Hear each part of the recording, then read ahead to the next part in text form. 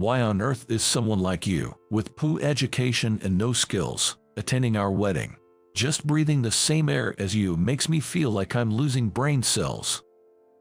I was invited to the wedding ceremony of Michael, who is my manager, and attended with Sarah, my newlywed wife. However, his bride, sitting next to Michael, started belittling me on a mic in her hand. Michael turned pale and desperately tried to stop his bride, sitting next to him, but to no avail. To make matters worse, his bride exposed all the harassment Michael had subjected me to in the past, saying, "What about you? You've been bad-mouthing him too." In this uncontrollable situation, someone suddenly stood up and glared fiercely at Michael and his bride. "My name is James. To be honest, I don't have any academic qualifications. I joined a company right after graduating from middle school. People often ask why I didn't go to high school or college, but I could only say it was due to family circumstances.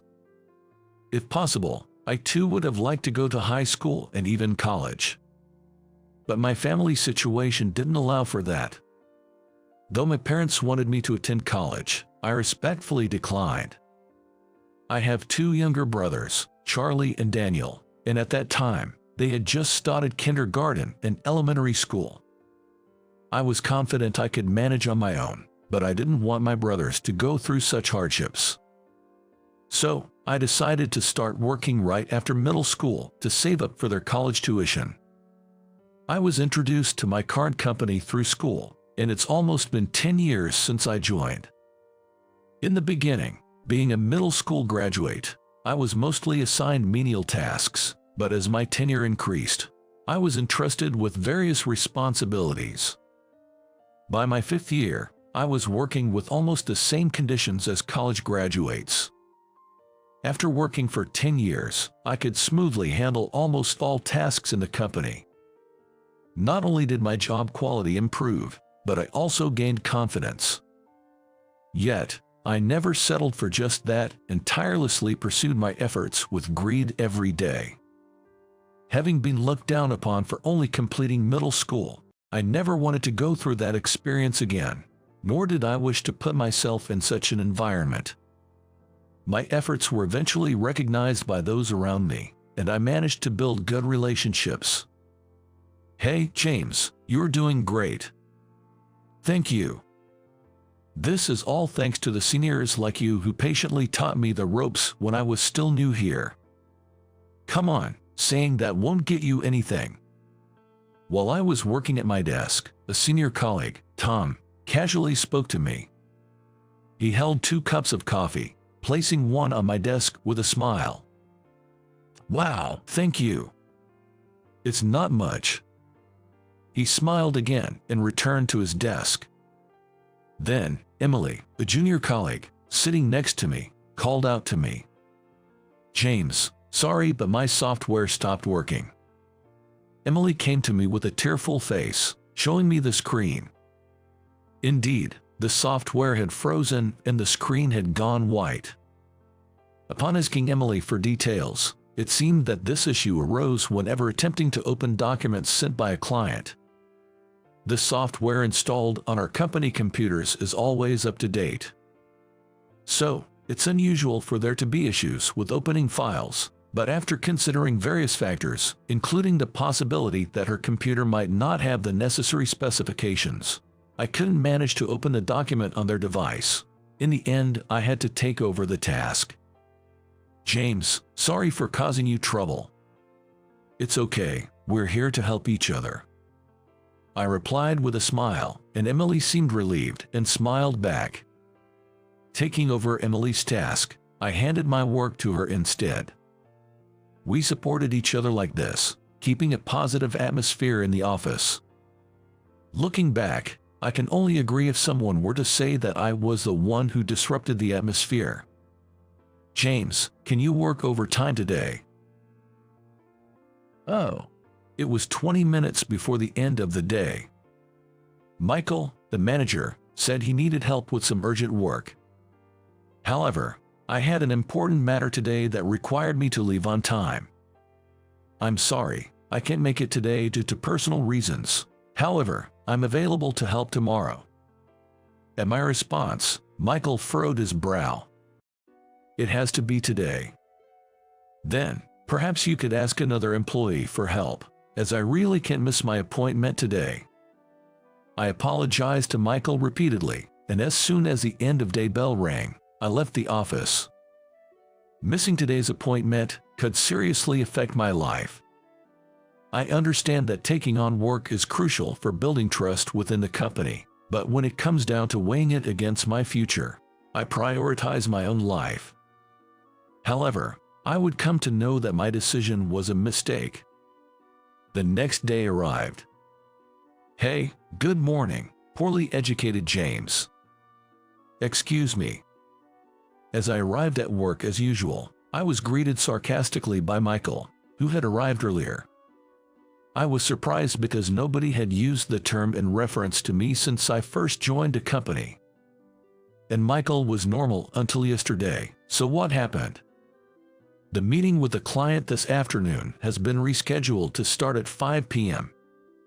Oh, really? Well, I see. I wondered if I had missed any communication from the client as I replied to Michael. Michael said it in his usual tone of voice, so I decided to think that I must have misheard his insult. However, the incident would occur at the time of the meeting. I was preparing to connect remotely with the client in conference room 1. But as time passed, the meeting didn't start.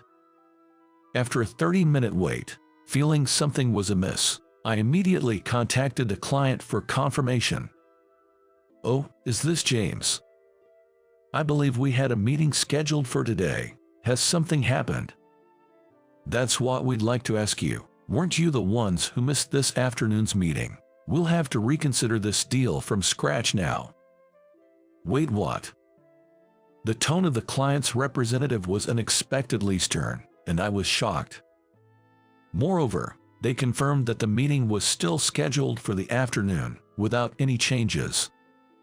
The one who informed me about the meeting time change was Michael.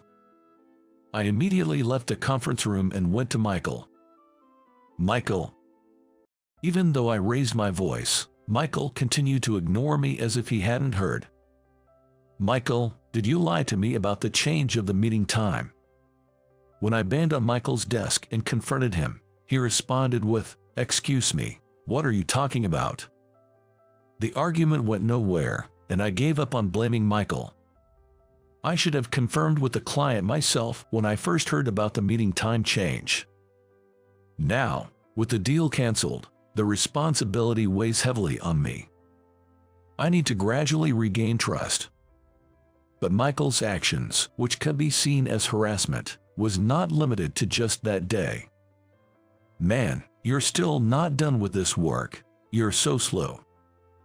Don't get cocky just because you've been working in here a while despite being poorly educated. Michael constantly made derogatory comments towards me. He would offload his work onto me and then berate me if it wasn't finished immediately. Maybe I had become complacent about my position due to the positive environment around me, despite being poorly educated. I reminded myself that I could be fired at any moment and became even more dedicated to my work. Many would be inconvenienced if I didn't work hard. I later visited the client I had inadvertently stood up for the meeting, bringing a box of sweets to apologize.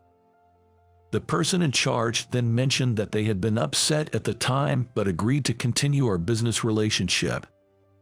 Relieved, I was able to focus even more on my work. James, you've been really putting your all into work lately. Yes, it hit me that I still have so much to learn. As I began to focus more on my work, those around me also started putting in more effort. It seems they felt encouraged seeing me work hard. Thanks to everyone's hard work, the company's overall performance began to improve. However, it seemed Michael was displeased with this situation, continuing with his self-centered work style as before. As a result, he ended up being the only one lagging behind in performance, which further soured his mood. Time passed, and I endured daily harassment from Michael while continuing to work. Finally, My efforts were rewarded. James, your promotion has been decided. At the morning meeting, Mr. Thompson, the company president, personally announced my promotion. The people in the office congratulated me with applause.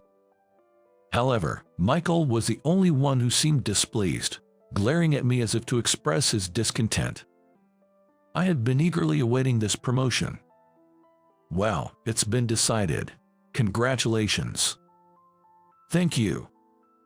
When I told Sarah, whom I live with, about my promotion, she was delighted as if it were her own achievement. I had shared everything with her, including my troubles with Michael and all the good and bad things at work. It's no exaggeration to say that I was able to keep going until today because of her. And I had made up my mind. Once my promotion was decided, I planned to convey something important to her. And so, I ended up getting married to the woman I had been dating for a long time. That day, we were out looking at wedding venues together. I'm excited about previewing the venue. What kind do you like, James? As long as you're happy with it, anywhere is fine by me. After all, the bride is the star of the wedding. James, you're really sweet. She was smiling the whole time. Today, not only were we viewing venues, but she was also scheduled to try on dresses, making it an entirely enjoyable experience for her. In the dressing room filled with various gowns, she felt like a princess and was very excited. I decided to wait outside on a sofa, telling her to take her time without worrying about the clock. As I took a seat on the sofa with a small sigh, I heard a familiar voice calling out to me. Is that you, James? Oh, Michael. Judging by Michael's neat attire, it seemed he was also here to scout a wedding venue. A woman, presumably Michael's girlfriend, stood beside him. When our eyes met, I gave a light greeting, but she quickly looked away. What are you doing here?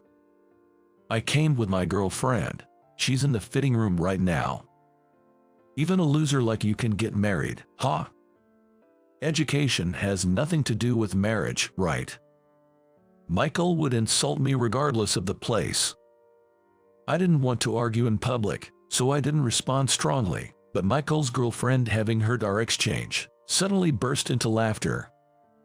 Well, so, you're the infamous guy with poor education, the incompetent one I've heard so much about from him. Always dragging Michael down, aren't you? I hear it all the time, how you're making everyone's workload heavier because of your mistakes. Yeah, that's him. Taking advantage of his girlfriend joining in, Michael ramped up his insults. Moreover, what Michael was telling her was completely false, which made me even feel a bit sorry for her. Hearing nothing but complaints about me from Michael must be stressful for her. As I was thinking of this, Michael's girlfriend was called away by the staff for her dress fitting, and she left. At the same moment, Sarah returned. James, sorry to keep you waiting. Oh, someone you know? Yeah, from work. As I was about to introduce Sarah to Michael, he caught a glimpse of her and his eyes widened in shock. Michael, is this your girlfriend? Upon seeing Sarah, Michael's complexion visibly worsened. This incident led to a sudden halt in his harassment towards me. Although my colleagues and I found it odd, we were just relieved that work could proceed smoothly without any disturbances. However, Michael's behavior became strange afterward. Not only did the harassment stop, but he also started going out of his way to bring me coffee and even offered help whenever I seemed stuck with my work. Despite my refusals, insisting that it wasn't appropriate for a manager to do a subordinate's work, Michael began taking tasks from me to do himself. With the extra time on my hands, I was able to deliver higher quality work than before. This also led to an overall increase in work efficiency within the company, which was a win-win situation for me. Soon after, Sarah and I held our wedding ceremony.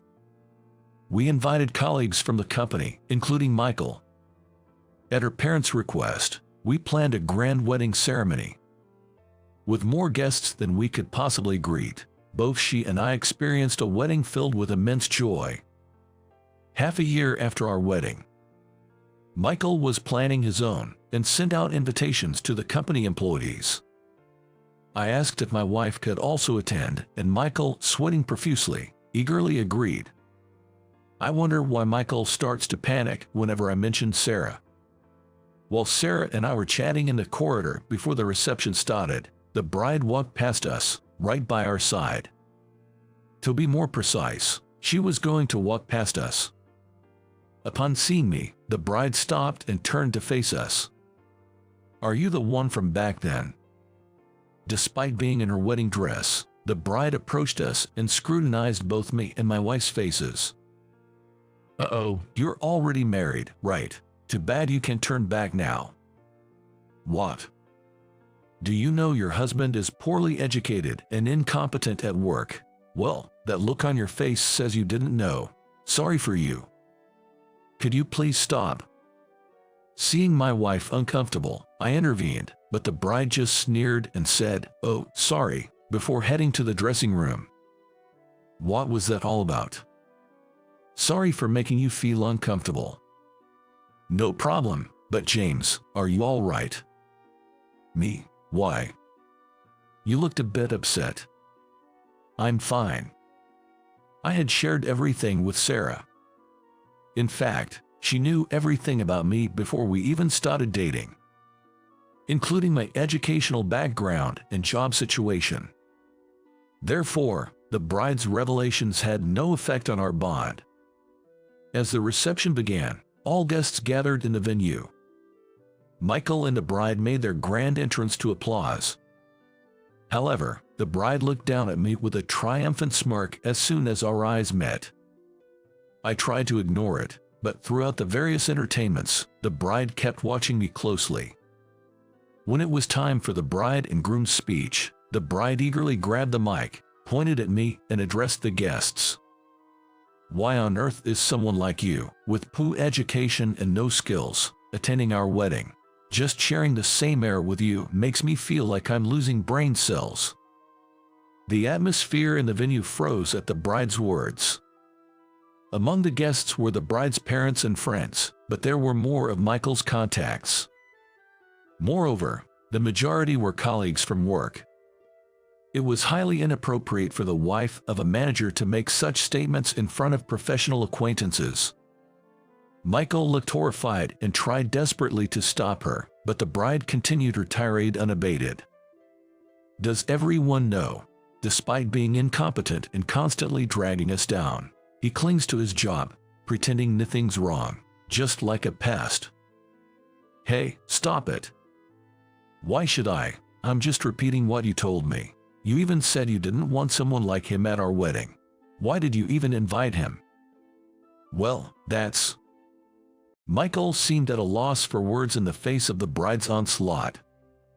Sarah, colleagues at the same table, and I were all taken aback by the bride's audacity. Unabated, the bride's focus shifted from me to Sarah. "You really drew the short straw, didn't you? Too bad you can turn back now." "James, is she okay?" My wife nudged my arm and whispered. I just shrugged and shook my head. As the bride continued unabated, Michael's face grew increasingly pale. This was far from the joyous expression one would expect from a groom on his wedding day. Although my colleagues and I were used to being bad-mouthed and looked down upon in the office, there was someone among us who couldn't contain his anger on our behalf. With a clatter, Mr. Thompson, who was sitting nearby, stood up. "Michael, who were you directing such insults at? What exactly is going on here?" "Mr. Thompson." Michael is barely hanging on after having incited the wrath of President Thompson. "How could you do such a thing to someone who's going to be the next president?" "Mr. Thompson, those words were not mine, and your soon-to-be wife is saying all this. It can only be assumed you're the one who fed her such notions." "Well, that's..." Unexpectedly, Mr. Thompson announced my upcoming role as the next president, leaving me and Sarah exchanging bewildered glances. She chuckled amusedly. Indeed, my wife is the daughter of Mr. Thompson, making her the president's daughter. Mr. Thompson, of course, has known me since I joined the company and is aware of my educational background. He has always valued me purely based on my achievements and abilities. Michael stopped harassing me the moment he saw Sarah because he quickly recognized she was the president's daughter. It meant that Michael wasn't foolish enough to overlook the significance of the president's daughter visiting the venue with me. Despite Michael's profuse apologies and his tuxedo, President Thompson's anger seemed to have reached its peak, and it appeared he wasn't willing to listen. Working while harboring such negative feelings towards others already marks you as incompetent. And on top of that, spreading slander makes you an unwanted person in our workforce. To everyone's astonishment, Michael was fired on the spot during his own wedding. Adding insult to injury, the bride, through the mic, scornfully said to Michael, "Now jobless. Am I marrying to the unemployed guy? No way. Goodbye." Despite being the cause of the commotion, Michael's girlfriend dismissively sighed and left the venue, ignoring her own role in the uproar. The atmosphere left behind for us was undoubtedly the worst. The venue staff, unsure of how to proceed, let the wedding music play on as planned, its notes echoing emptily through the hall. Since then, it seems Michael has been holed up at home. Understandably so, as he was not only fired but also left by the bride during the wedding, leading to the collapse of his marriage. Feeling somewhat sorry for him and recognizing his abilities, I plan to call him back once I've established myself as a competent president and gained recognition. To achieve this, I continue to work diligently, facing each day's challenges with earnest dedication.